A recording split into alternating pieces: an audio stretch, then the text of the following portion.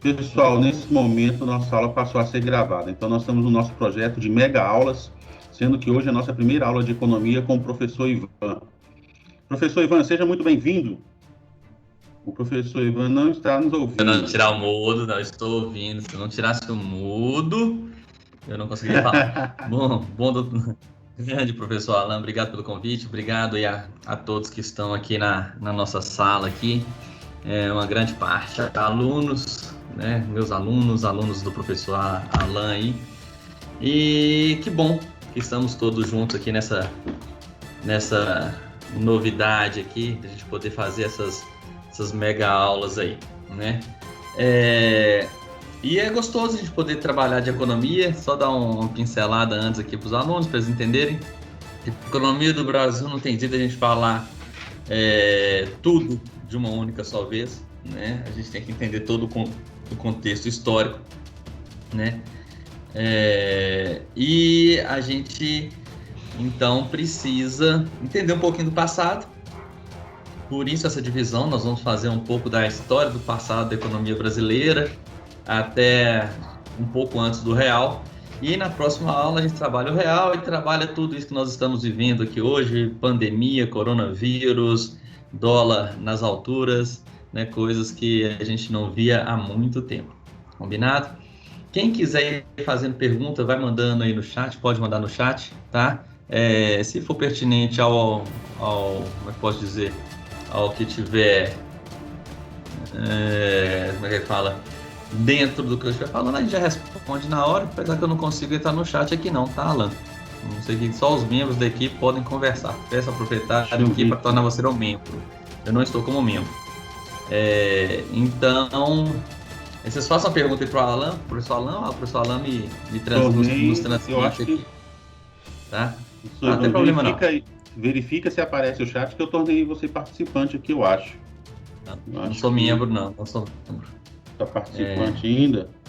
Tô como membro, não, tá? Não preocupa não, mas vamos lá. Tá?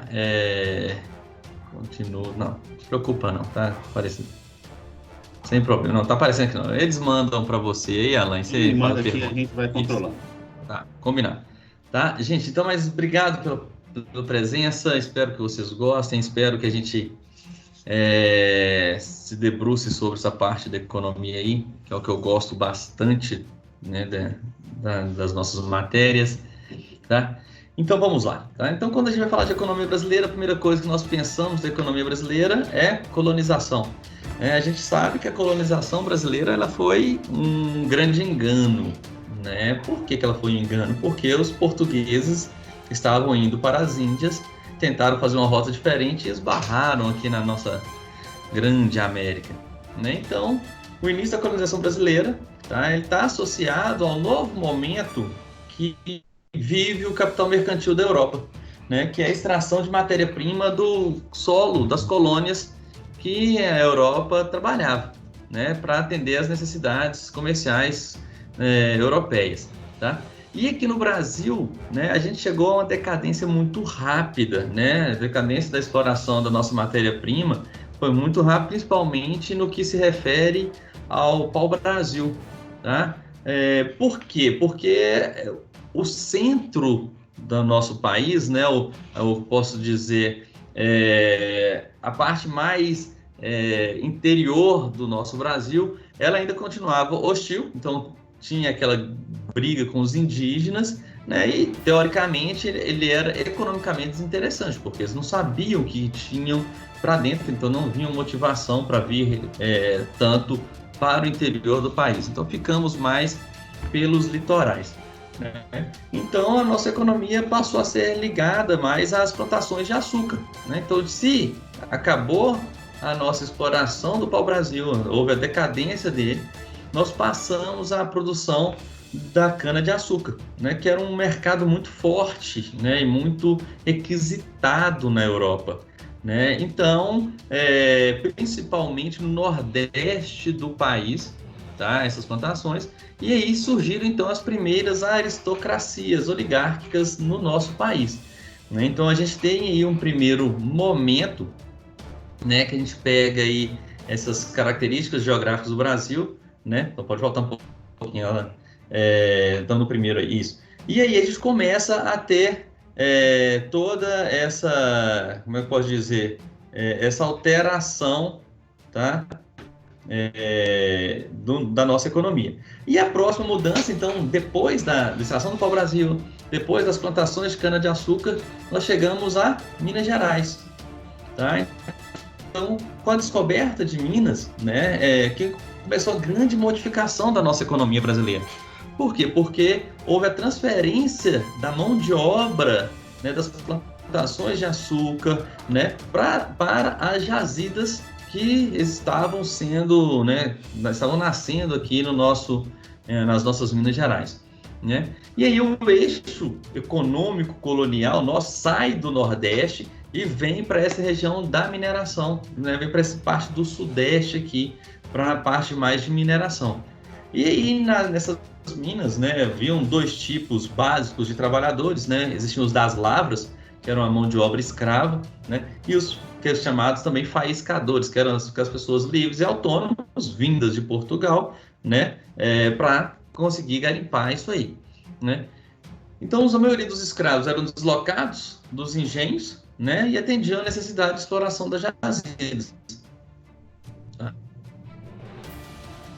Tá chamando aí? Não, tá seu Teams tranquilo. ou meu Teams? Seu Teams ou meu Teams aqui? Tem alguém chamando aqui. Não sei o que é isso, mas tá bom. Eu também não sei, aqui para mim não apareceu nada, não. Pois é, não, o meu também. Tá bom. O meu não tem nada aqui, não. Você tá escutando a musiquinha? Só eu tô. Só você. Só eu? Será que tem alguém querendo me inserir? Tem alguém me chamando numa chamada aqui. Peraí, gente, desculpa aqui. O que é isso? Aí que é isso? Não sei não, o que é isso não. Tá bom, vamos lá. Vamos seguir aqui, desculpa, galera. Tá? Então vamos seguindo aqui. Então, a partir daí, né, Minas Gerais, né, começou a surgir, então, para suprir essa necessidade desses trabalhadores, tanto dos escravos, né, das lavras, quanto dos faiscadores, surgiu em Minas aí, né, uma grande potencialidade de pecuária e agricultura, né? Então, se a gente vir olhar a história de Minas, mais para o lado do leste de Minas ali, e aí subindo ali para o nordeste de Minas, né, pegando a região ali de Teoflotone, Carlos Chagas, Nanuque, né, você vê uma região muito forte, antigamente era chamada até de a capital do boi e tudo mais, e Teófilo Otoni ainda permanece muito forte ainda com a mineração, né? Então, aí surgiu em Minas essa prática, né? Até o século, se a gente parar aqui e analisar, até o século XVII, o capital que dominava no Brasil era o capital comercial, né? E somente a partir do século XVIII que o capital industrial começa a se desenvolver hegemonicamente aqui no nosso país, né? Aí há uma revolta, né? Podemos dizer uma revolta, né, contra os monopólios, quebra do Pacto Colonial, que o Pacto Colonial era quando a gente tinha que comprar produtos da nossa metrópole, que era Portugal, né? E Portugal comprava os nossos produtos aqui a preço praticamente de custo, só que a gente não tinha retorno, tá? E aí os impérios ibéricos, né, se a gente pensar Portugal, Espanha, começaram a entrar em declínio. E então, né, logo depois, veio a coroa portuguesa para cá, né? O efeito da liberdade comercial, né, que a gente teve, né, com a vinda da colônia, né, com a vinda com a vinda do império, né, levam com e abertura de portos, leva a economia do Brasil, então, a um grande movimento, a um grande avanço aí nessa abertura dos portos, a vinda da coroa, tá? A abertura dos portos, ou seja, a gente teve talvez aqui o nosso primeiro abertura comercial, né, que ficamos fechados depois por causa da ditadura, né, da década de 70, 60, 70, 80, né? E, então, essa abertura dos nossos portos fez com que a nossa economia crescesse muito, né? Mas a gente não tinha produtos industrializados, né? Então, vem a chegada dos nobres europeus, né? Então, quer dizer, começa a chegar a importar, a gente começou a importar muito artigo de luxo para suprir essas necessidades da elite europeia, né? E a gente começou a ter os nossos primeiros déficits orçamentários, então a gente começou a tomar prejuízo, porque a gente importava muito produto, exportava um valor muito mais baixo, né? Então a gente começou a ter os nossos primeiros déficits orçamentários aí. Veio então, né, o fim do tráfico negreiro, né, teve a crise servil, tá? E aí, a partir, né, da segunda metade do século XIX até o final do Império, né, vem a grande concretização, né, da aurora burguesa europeia aqui no país, né? E a grande transformação se dá com a evolução das atividades, da distribuição das atividades produtivas, né? Renasce a agricultura novamente, né? Principalmente do café em São Paulo, né? Então o café nos segurou muito aí, né? Então a gente pega ali o café, se for mais pro lado do sul de Minas ali, né? Você vai ver muita plantação de café, e São Paulo com essa grande expansão do café, né? A famosa guerra café com leite, depois café produzido por São Paulo, Minas produzindo leite, né? E aí houve esse grande crescimento devido à agricultura, né? Esse lema que a gente tem até hoje, né? O agro pop, o agro é forte, né? A agricultura sempre sustentando o Brasil, e nós vamos ver que vai sustentar o Brasil ainda por um longo período, né? Porque nós brasileiros, e não só os brasileiros, mas uma série de países vem se desindustrializando, tá?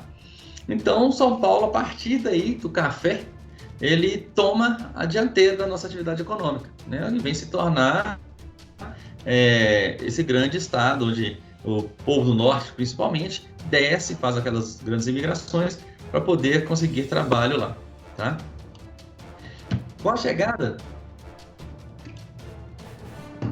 da República, né? Então há o alargamento e a expansão das forças produtivas, tá? E o progresso, né, material nacional. O problema da mão de obra escrava, uma vez que ela foi terminada, ela é consertada, né, corrigida pela importação da mão de obra, principalmente italiana, né, que vem. Então a gente vê essa imigração europeia para cá, né, que vem substituir a escravatura, tá? E essa transição de mão de obra, né, também acaba levando o país a uma grande crise econômica. A gente tem as primeiras falências bancárias, né, que vai ter uma reforma depois, em 1898, né, para a entrada de capital estrangeiro, tá? E que leva a mais desenvolvimento ainda das outras lavouras, de cacau, né, das pequenas propriedades, né? E esse capital que veio de fora, né, não tão fácil e volátil como o de hoje, né, ele acaba, em certa parte, revertido para a implementação da indústria. Então a gente passa agora a focar um pouco na indústria, né? E a indústria onde? Em São Paulo. Por quê? Porque se eu tinha café, eu tinha produtos, eu precisava beneficiar os meus produtos, até porque eu tinha ali a grande economia brasileira fluindo, né? Produtores de café, mão de obra para poder trabalhar o café. Então ali começam a surgir as grandes indústrias, né? Fortalecendo mais ainda o estado de São Paulo, tá? Mas aí vem o primeiro grande obstáculo da nossa industrialização. Por quê? Porque nessa época a gente não tinha uma fonte de energia forte, a gente não tinha CEMIG, não tinha Light, não tinha essas outras todas fontes de energia, então a gente tinha uma carência de energia muito grande. Faltava siderurgia, né? E principalmente faltava o mercado consumidor apropriado, né? Que não conseguia produzir em larga escala, tá? Então foi um grande fator. Tá? Ali começando a surgir a grande industrialização. A partir, então a gente vai caminhar um pouco mais rápido agora. Quando a gente vai para a Segunda Guerra Mundial, né? Então a Segunda Guerra Mundial, ela traz grandes transformações para o cenário internacional todo, né? E isso fortaleceu muito a indústria brasileira, né? Por quê? Porque a gente não fica abastecendo apenas a nossa comunidade. A gente tem que produzir para quem? Para a América Latina, para a África, para os Estados Unidos, né? Então a gente começa ali com essa guerra a ter uma grande produção, a gente tem uma grande oferta, mas temos uma grande demanda. Então a gente começa a ter um grande crescimento. Eu falei uma vez na aula da pós-graduação, gente, é necessário que o mundo tenha algumas vezes crises mundiais, é necessário que o mercado mundial algumas vezes tenha guerras, porque muitas vezes isso funciona, isso movimenta a economia. Se nós pegarmos, não sei se são os democratas nos Estados Unidos, esporadicamente eles faziam guerras contra o Oriente. Guerras que eles falaram, não, vamos lutar contra o terrorismo. Gente, isso é apenas uma desculpa para poder movimentar toda a economia americana. Vamos fazer guerra contra Saddam Hussein? Fazer movimentar. Vamos ajudar o Irã? Fazer. Ou seja, essas guerras, né, fazem com que a nossa economia ela se movimente. Por quê? Porque eu tenho que produzir mais para abastecer toda uma população que está mais desamparada. Tá?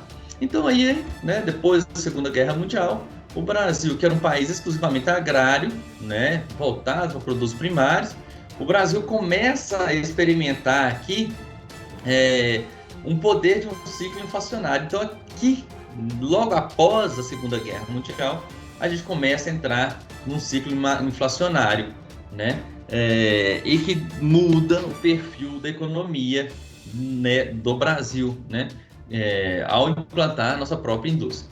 Tá? E aí o que acontece?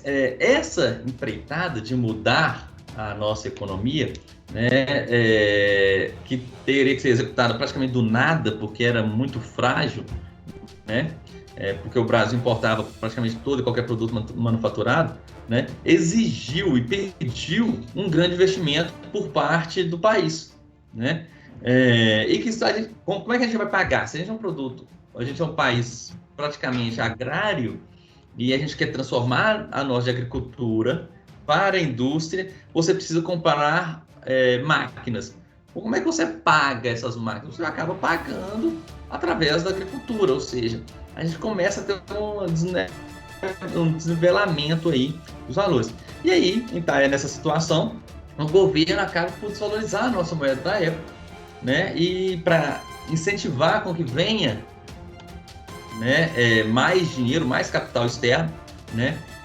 E aí começa a imprimir moeda, né, para que a gente possa bancar esses investimentos, né? E aí, pronto, aí o Brasil começa a entrar num ciclo inflacionário aí muito forte. A inflação, então, surge mais como um problema visível ainda, né? Então, só dar uma pausa aqui, daqui a pouco a gente volta daqui a pouco, né? Falando o quê? O que é inflação, tá, gente? Ficou meio cortado aí o slide, tudo bem. A inflação é o quê? É o fenômeno, né, que caracterizado pelo aumento sustentado do nível de preços. Ou seja, o meu preço tem que subir constantemente. Tá? Se o meu preço ele sobe, depois ele cai, depois ele sobe. Há uma oscilação neste preço. Isso não é considerado inflação, porque são coisas momentâneas, aumentos momentâneos. Agora, se o meu nível de preços ele vai subindo de certa forma constante, tá? Eu tenho aí um crescimento sustentado do meu nível de preços, ou seja, eu compro arroz hoje a 10, amanhã ele é 11, depois de amanhã é 12. Não, então, mês em mês, hoje eu vou comprar 10, mês que vem eu vou comprar 11. Se eu tenho uma característica sustentada do meu nível de preços, isso é inflação, tá? No Brasil, nós temos diversas formas de medir inflação. IPCA, IPCAE, IGPM, então, várias formas de como você quer montar isso aí, tá? Outra coisa que nos causa inflação é a perda de valor da nossa moeda. Tá? Isso aqui é um pano mais profundo, trabalhar política monetária, mas só para vocês entenderem. No começo do ano, ok, o dólar, $1 custava R$4 praticamente. Tá? No começo do ano, em janeiro deste ano, né? Nós estamos em abril, quase indo para maio já, em janeiro. Então, há 5 meses, praticamente 5 meses atrás, $1, né? Ou seja, o americano com $1 vinha aqui e comprava R$4, ok? Lembra que real é produto, ok? Comprava 4. Hoje, esse americano com $1, ele vem aqui e compra quase 6, né? Tá custando 5,45, 5,50. Ou seja, ele tá comprando R$1,50 a mais do que ele comprava antes. O que aconteceu? A minha moeda perdeu valor, né? É só você imaginar o seguinte, pô, o americano com $1 comprava 4 maçãs. Se ele vai comprar 5 maçãs e meio agora, o que aconteceu com o preço da maçã? O preço da maçã caiu, certo? Se o preço da maçã caiu, o americano ele compra mais maçã, tá? Só para a gente entender isso aí, né? A gente tem que tentar entender que o real é um produto, ok? Essa mudança de 4 para 5,5, 5,50, o real está custando 5,50, ele faz o que com o preço do produto para a gente dentro do país? Aumenta. Se a maçã custava 4, a maçã agora custa para o brasileiro 5,50. Isso me faz ter o quê? Uma inflação. Uma vez que é um aumento sustentável, né? Assim, eu estou perdendo o valor da minha moeda e isso ocasiona inversamente um aumento sustentável do meu nível de preços, tá? Então, a gente pegar o real, ele vem desvalorizando. Era 4, 4,10, 4,15, 4,20, 4,50, até chegar a 5,50 hoje. Nós estamos tendo o que aí? Nós estamos tendo uma desvalorização sustentada da nossa moeda. Consequentemente, nós estamos tendo um aumento sustentado do nível de preços causado pela quantidade de moedas que nós temos, tá? Então, quando você vê, que a gente vai discutir na próxima aula, Lula ou alguns economistas falam assim, gente, pode imprimir moeda, o brasileiro hoje pode acontecer isso, não tem problema. Por favor, gente, não caiam nessa, tá? Quanto mais moeda o governo brasileiro imprimir, mais inflação nós vamos ter, tá? Então, não é um bom caminho seguir essa impressão de moeda, né? Eu acho que o governo não vai fazer isso, o Paulo Guedes não vai fazer isso. Combinado? Pode passar para frente, Alan, por favor? Agora. Gente, então quer dizer, olha só, a inflação no Brasil, ela surge, ok? Mais visivelmente no governo de Juscelino Kubitschek, entre 1956 e 1961, tá? Por quê? Porque Juscelino Kubitschek continuou dando prosseguimento à política de industrialização no Brasil, né? De forma até mais acelerada, né? Então, aí houve mais ainda inflação, mais entrada de dinheiro, impressão de moeda, né? E aí começou essa perda sistemática do valor da moeda, né? Fez com que elevasse o nível do preço e a nossa inflação começou a subir vertiginosamente, tá? Depois de 61, né, nós entramos aonde? No regime militar, né? Então a gente entrou no regime militar, ok? Então, em 1964, houve aí o primeiro plano de ação econômica do Brasil, né? Chamado PAEG, Plano de Ação Econômica do Governo, né? Que queria fazer o quê? Eu queria reduzir a inflação de 7,65 ao mês para 1,85, né? Reduziu. Gente, olha só que interessante. Ter inflação, ok? Não é ruim, tá? Não é ruim. Se a gente vai ter eleição para prefeito este ano, não é isso? Prefeito este ano. Daqui 2 anos, se Deus quiser e permitir, a gente vai ter para presidente de novo. Se alguém virar e dizer, eu vou acabar, a inflação vai ser 0. É mentira. Tá? Por que não é mentira? Tá? Eu preciso ter inflação e ao mesmo tempo que eu preciso ter desemprego, ok? Existe na economia uma teoria chamada, né, uma curva chamada curva de Phillips. Tá? Essa curva. Oi, pode falar. Pode perguntar. Pode perguntar. Pode perguntar. Oi. Quem quer falar? Trabalho, aula, o que é isso? Hã? Fala, Iris. Tá tendo aula, Iris. Diga. Isso não trabalho, pelo amor de Deus. Hã? Não, é porque o pessoal não ligou, eu acho que tá tendo aula. Não, esse aqui é uma mega aula, Iris. Seja bem-vindo à mega aula de economia, é outra coisa. Mas eu tô no... Meu Deus. Vai Não. durar até que horas? Não, vai mais um tempinho ainda. Dá mais uma meia hora, 40 minutos Tá. aí. Tá bom? Eu vou deixar ela aberta, mas vou silenciar a minha Ok. parte, tá? Vou só Obrigado, ouvir, porque eu tô no Iris. trabalho. Combinado, obrigado. Então, o que acontece? Quando a gente tem inflação, mostra, teoricamente, que a minha atividade produtiva está crescendo. Por que tem essa relação?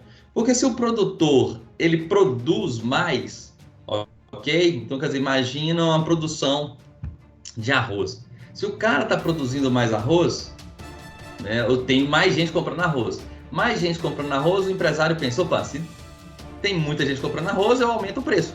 Então, eu começo a ter aumentos. Cada vez que eu tenho demanda para o meu produto e eu estou produzindo mais, eu vou aumentar o meu preço para transferir para o consumidor os meus custos. Então, ter inflação não é ruim. Uma inflação de 7,65, gente, é, sim, ótimo, super controlada. Né? Portanto, que a meta inflacionária brasileira hoje é de 4,5% ao ano, com 2 pontos percentuais para mais e 2 pontos percentuais para menos. Né? Então, a gente ficaria 4,5% mais 2,5%, 7%. A gente também pode alcançar 7%, que estamos dentro do limite. Mas como já era um período de assustar.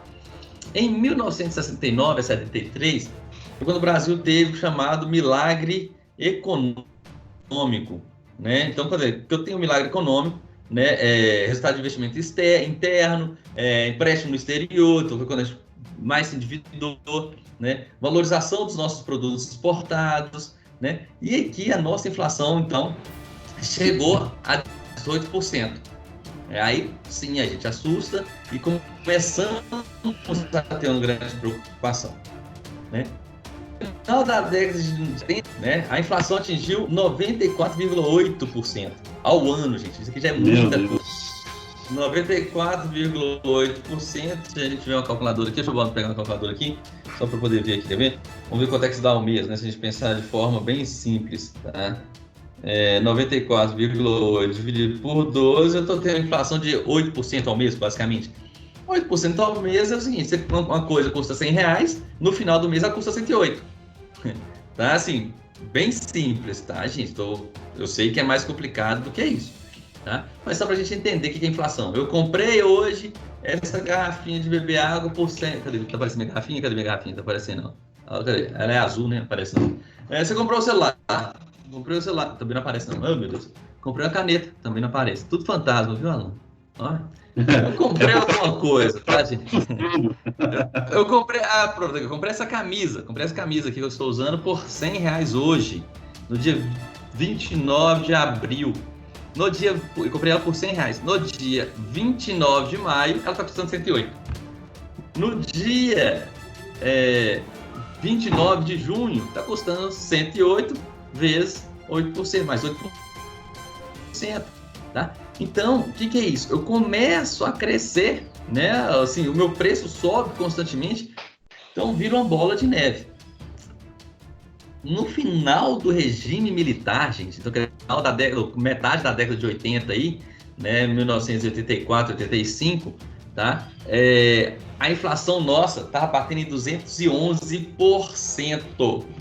Vamos lá, de novo, vamos ver o que é 211% ao ano. 211 dividido por 12, 17,5% em média, mais ou menos. R$100 no final do mês custava 117,50. É uma coisa absurda, né? Se pensar assim, que ao final de um ano, né, se a gente pensar, então vamos pensar aqui de forma, fala composta. R$100 custa a camisa e eu vou pagar 1,17 de juros durante 12 meses. Essa camisa minha, que eu comprei ela por R$100, tá? A 211, né? Ou seja, a 17% ao mês, ao final de um ano ela está custando R$658. Tá? Então, assim, de uma forma bem rasa o cálculo, tá, gente? O que acontece? Então, depois passem ela para frente, Depois do regime militar, nós entramos aí no primeiro governo, né, da nova república, né, que quem foi comandado, quem ganhou foi o Tancredo Neves, mas Tancredo Neves ele não assumiu, porque ele morreu antes, teve uma diverticulite, e quem assumiu foi o vice José Sarney, né? Sarney, então, inicia a era de planos econômicos no Brasil. Tá? O que ele faz? Primeira coisa, ele adota uma nova moeda. Tá? Ele coloca, muda a moeda, né, para o cruzado. Então, ele troca a moeda antiga do Brasil, ok? Que estava desvalorizada, e coloca a nova moeda para o cruzado. A segunda medida que ele faz, uma outra medida que ele faz o preço e salários, eles são congelados. O que é congelamento de preço? Eu viro para você que é empresário, que trabalha, vende essa camisa, não está 17% subindo o preço da camisa, você não pode subir o preço dessa camisa. Não vai mexer no preço dos seus produtos. Eu, governo, estou falando que você não pode trabalhar no seu preço. Tá? Então, quer dizer, o que eu fiz? Eu congelei e você não tem capacidade de alterar o seu preço. Tá? Mais para frente nós vamos ver o erro. Por que é um erro disso? No final a gente fala qual é o erro disso, que vocês vão ver que esse congelamento de preço e salário ele é quase uma constante de todos os preços, quase todos. Ele institui o que é chamado gatilho salarial. O gatilho salarial, gente, era uma questão assim, imagina um gatilho de um revólver, tá?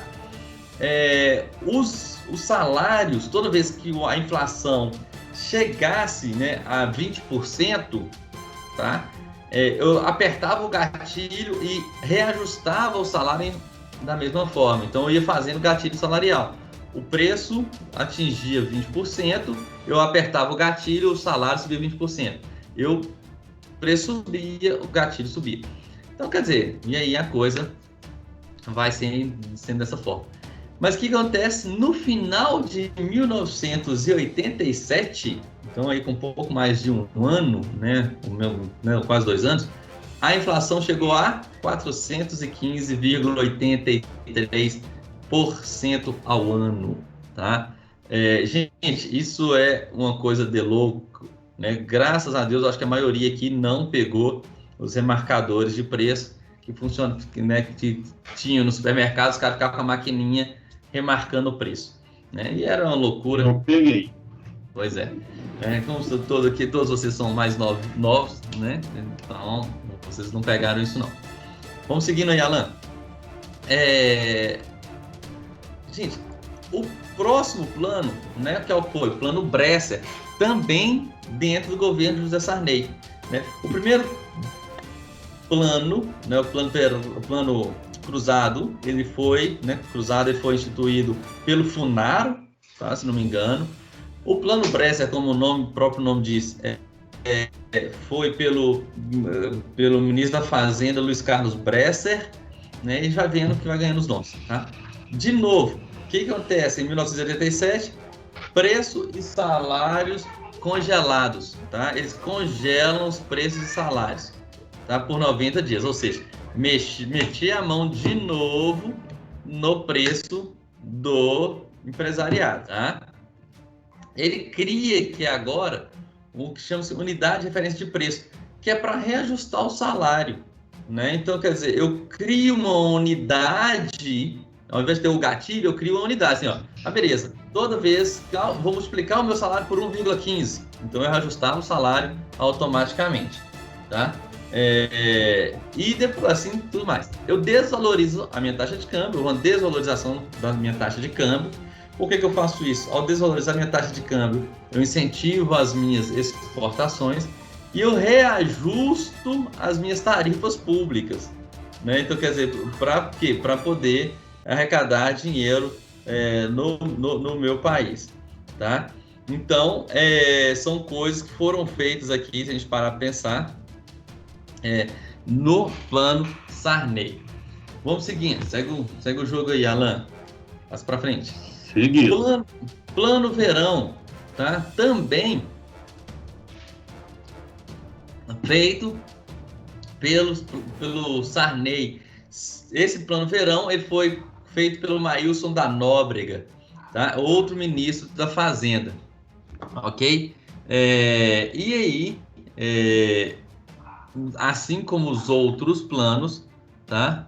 Peraí. Assim como os outros planos, eu perdi aqui, achei que tinha caído assim. O que ele faz? Preço e taxa de câmbio, né? E são congelados, então eu congelei a minha taxa de câmbio e eu congelei o meu preço de novo, eu mexi de novo.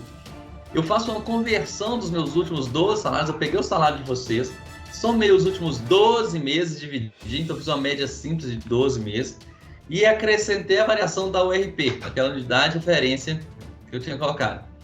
Desvalorizo a minha taxa de câmbio, tá? Faço um novo reajuste de tarifas públicas. Então, o que é tarifas públicas, gente?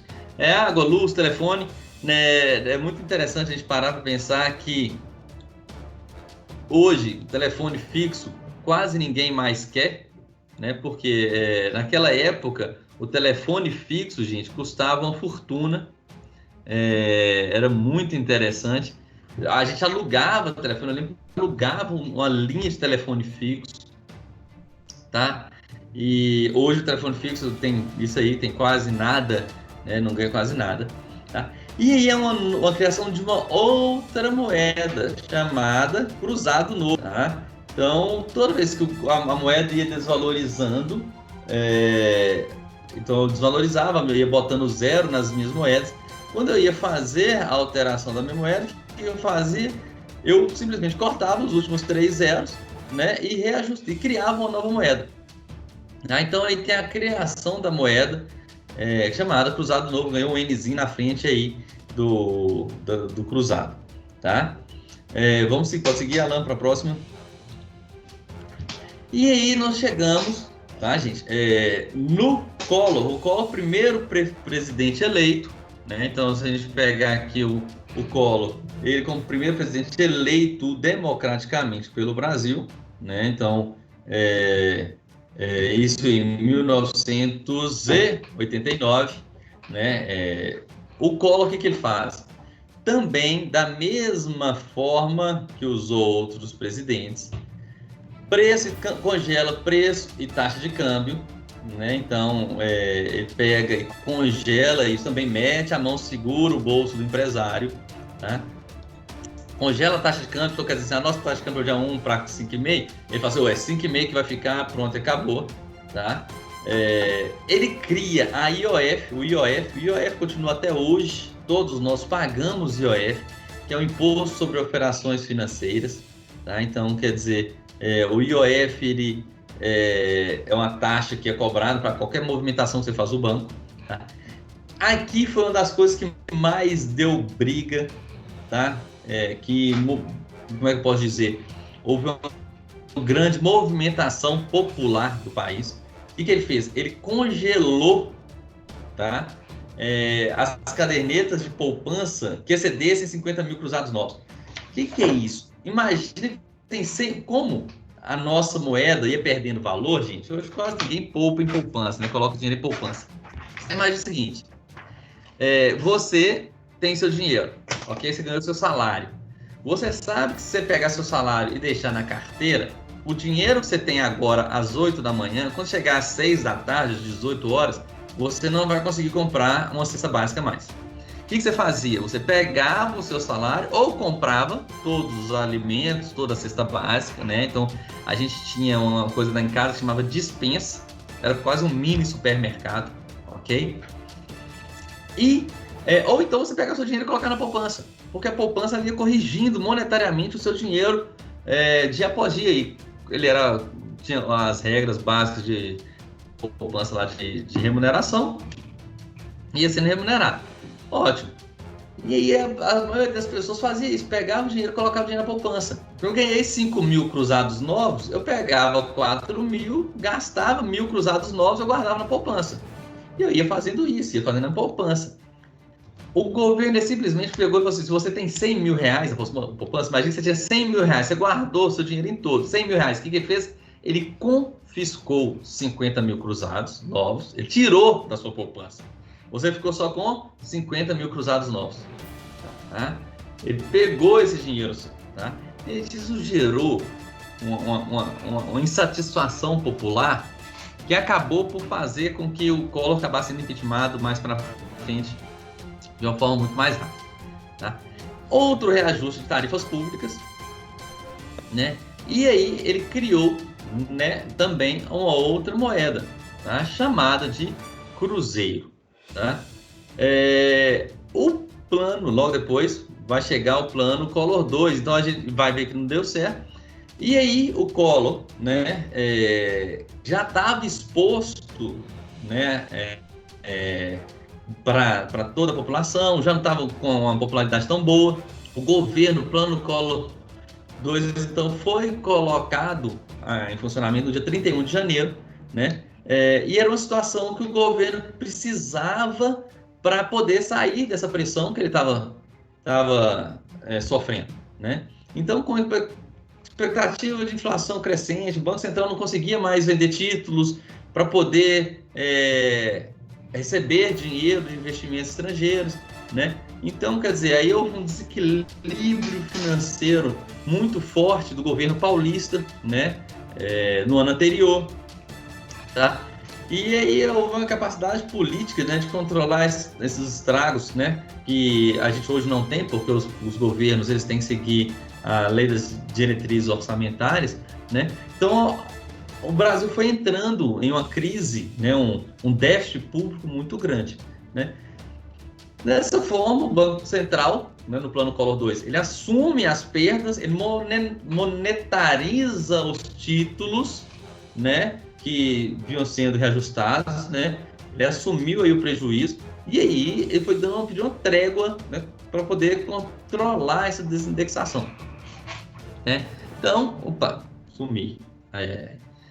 Assim, trabalhando dessa forma, o governo conseguiu, de certa forma, diminuir um pouco o apocalipse que ele estava para passar, né?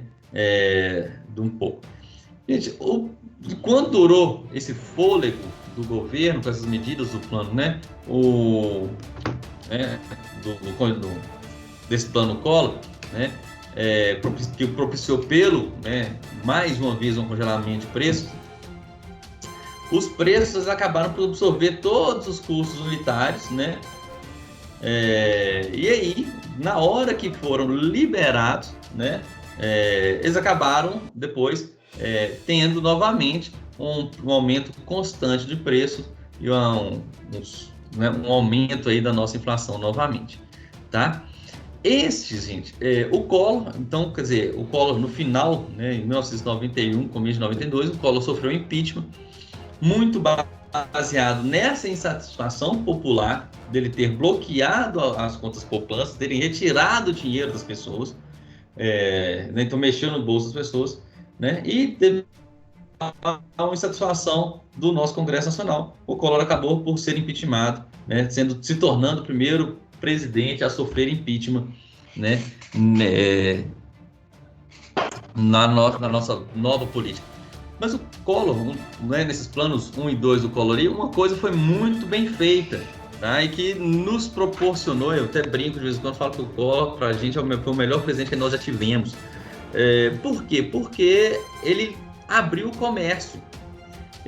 Ele chegou e trouxe para o Brasil tudo que hoje nós temos.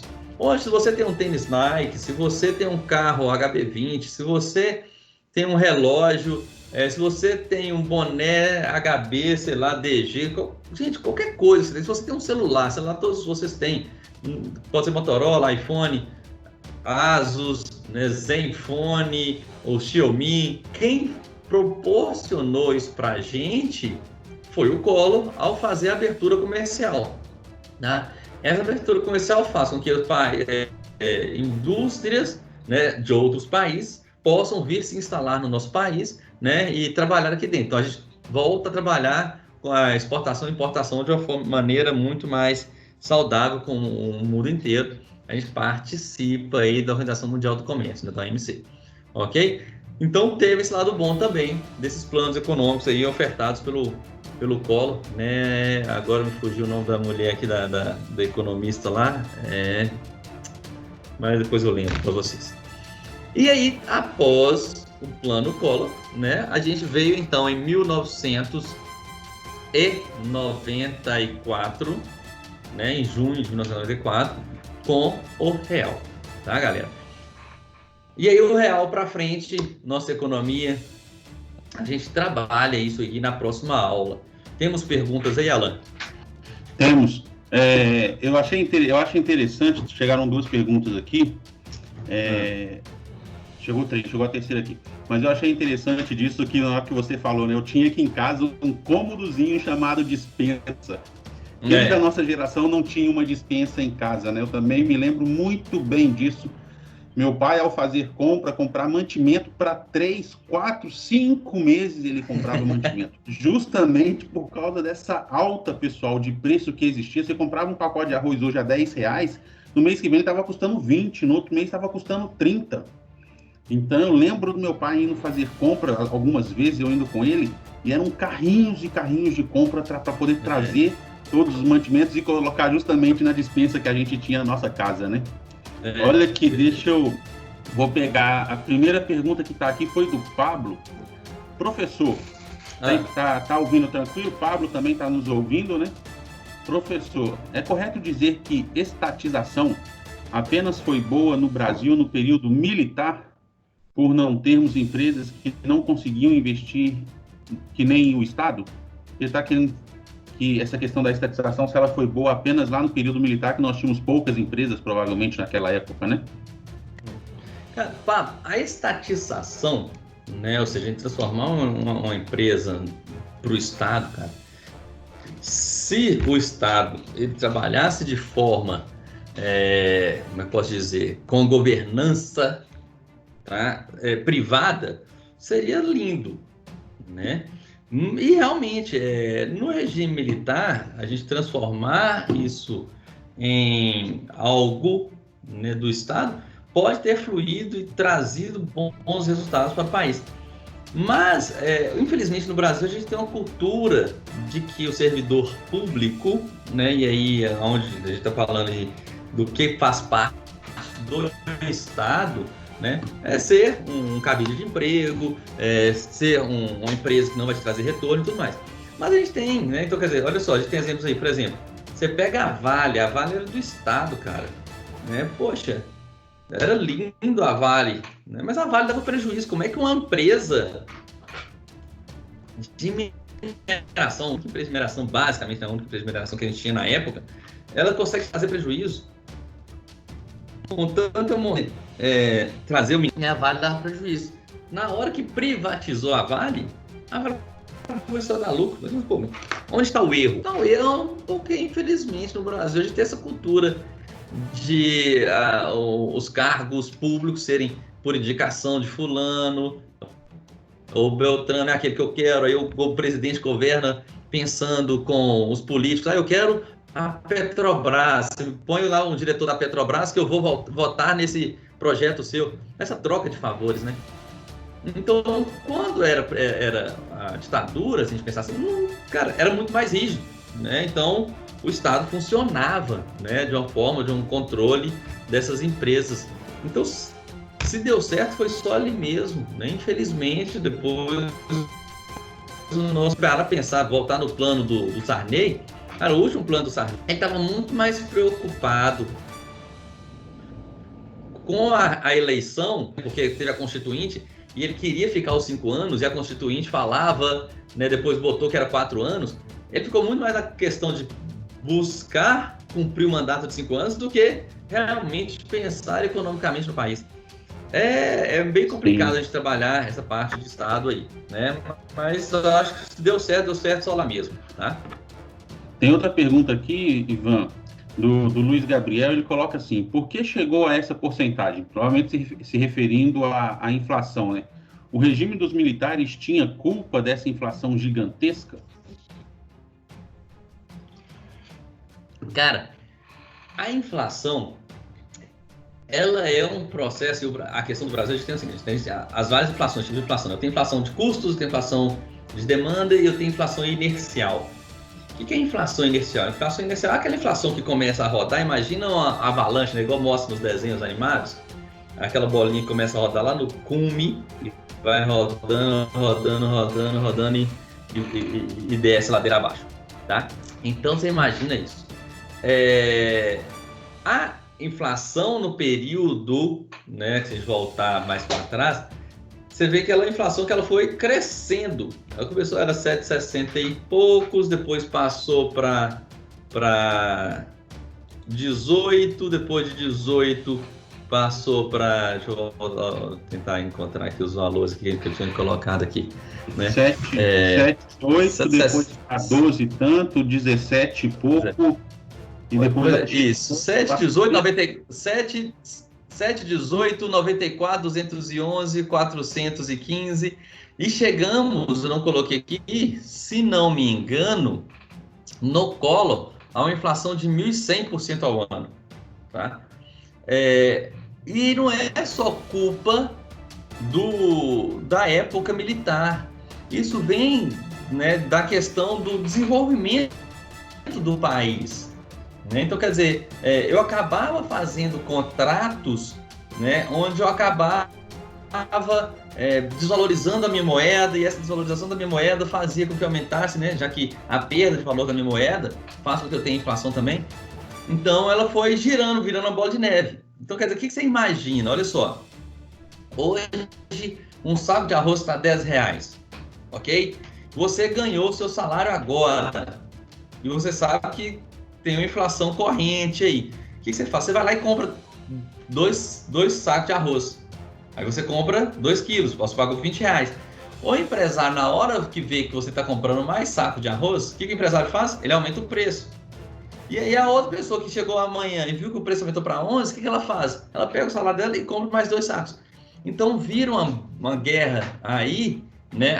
Nós como consumidores, comprando para estocar, ok? E o empresário aumentando o preço. Um simples exemplo, talvez vai pegar mais recente e vocês vão saber. O que aconteceu com o preço, tá, da gasolina quando houve aquele boato, né? Boato não, né, gente? Ou falaram que ia ter quando teve a paralisação dos caminhoneiros, né? Quando teve a paralisação dos caminhoneiros, gente, se nós brasileiros, se todos nós aqui não corrêssemos aos postos de gasolina, a gasolina não ia ter acabado. Mas o que aconteceu? Na hora que alguém mandou um WhatsApp, eu peguei meu celular e mandei o WhatsApp aqui pro Alan, vai acabar a gasolina, cara. O que o Alan faz? O Alan, ele vai ao posto, ele corre ao posto e abastece, enche o tanque dele. Por mais que ele não abastecesse, ele não fizesse isso há 10 anos, ele vai fazer isso agora. Ele vai e abastece, lota o carro dele. Aí o Alan chega na próxima aula com vocês, ou então manda um WhatsApp na turma de vocês. Fala assim, gente, o professor Ivan me falou que a gasolina vai acabar. O que vocês fazem? Vocês também correm aos postos. Na hora que o dono do posto vê que está vindo muita gente comprar gasolina, o que o dono do posto faz? Ele aumenta o preço. Olha a minha inflação aí. Então, a inflação, quando ela começa a subir demais, né, e eu começo a ter muita variação de preços, eu começo a fazer com que as pessoas corram aos supermercados para poder reservar comida, reservar os bens, né? Nesse coronavírus que tá aí, gente, foi até uma coisa muito engraçada. Acabou o papel higiênico no Rio de Janeiro, né? Cara, o preço do papel higiênico no Rio de Janeiro foi para cima. Né? Sempre que não tinha nada a ver acabar com papel higiênico. Então, não era um sintoma de diarreia, né, para poder acabar com o papel higiênico.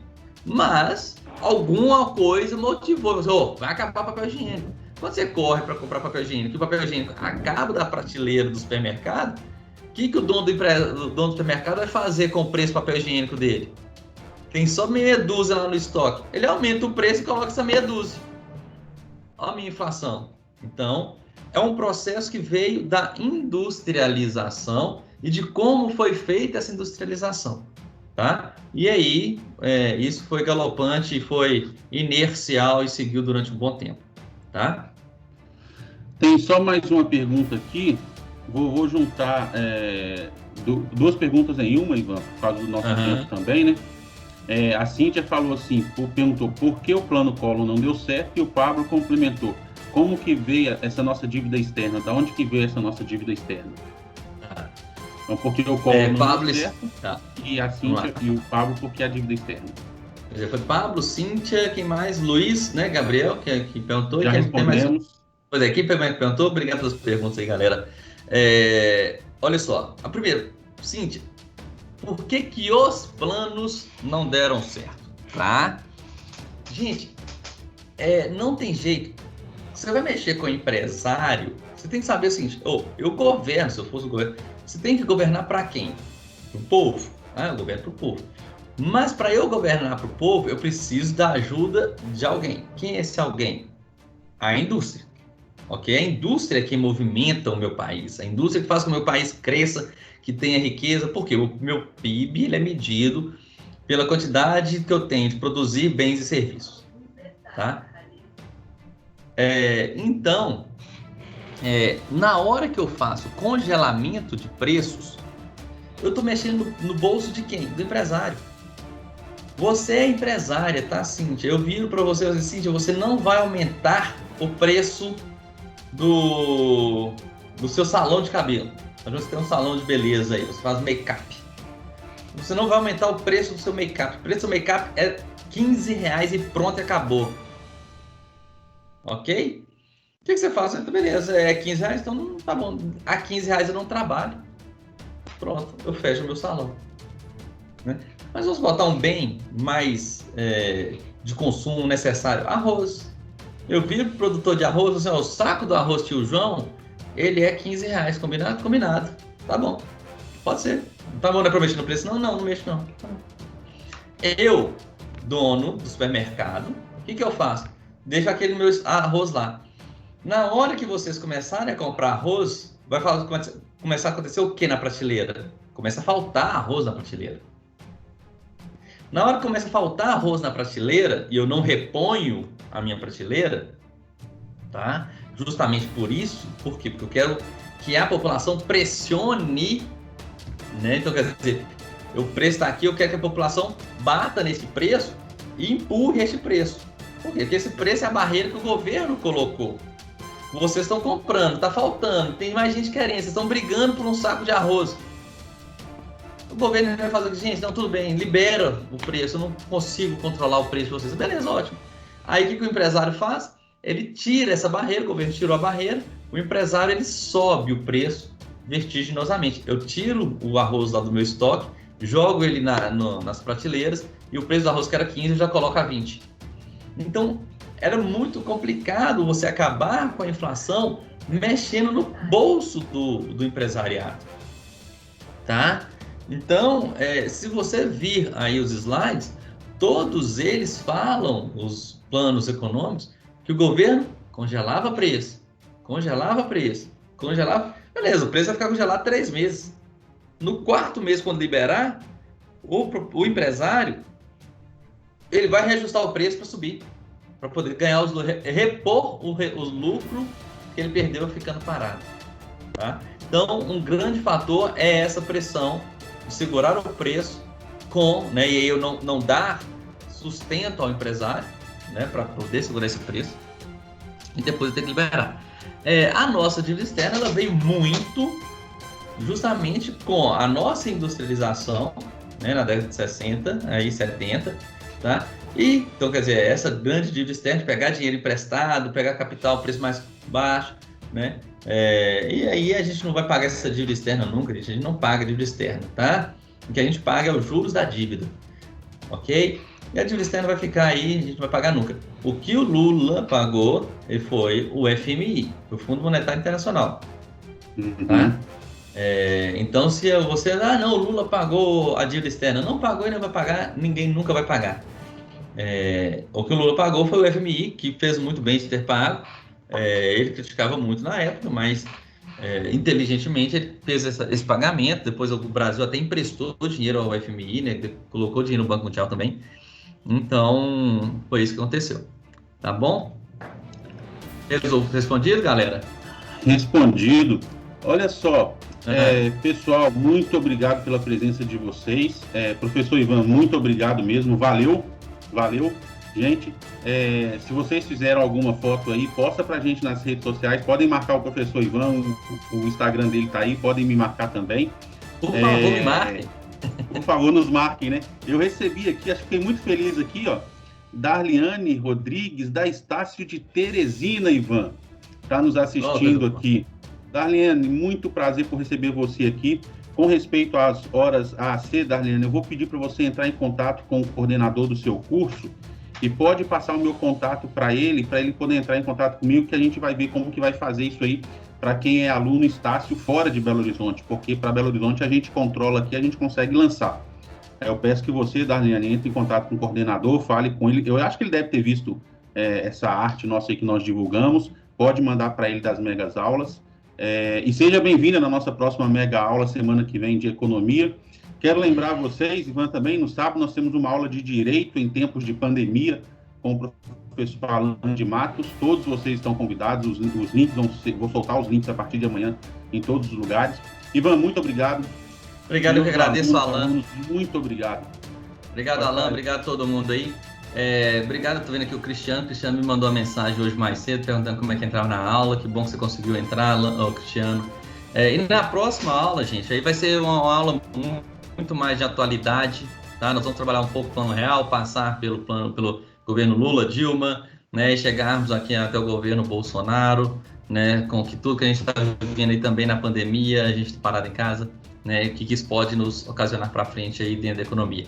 Combinado? Qualquer dúvida, estou à disposição, me manda e-mail, me manda mensagem, né? E a gente está aí para poder sanar qualquer curiosidade. Valeu! Pessoal, obrigado. Até mais. Fiquem com Deus e continuem se cuidando, por favor. Continuem se cuidando. Um abraço a todos. Valeu, abraço.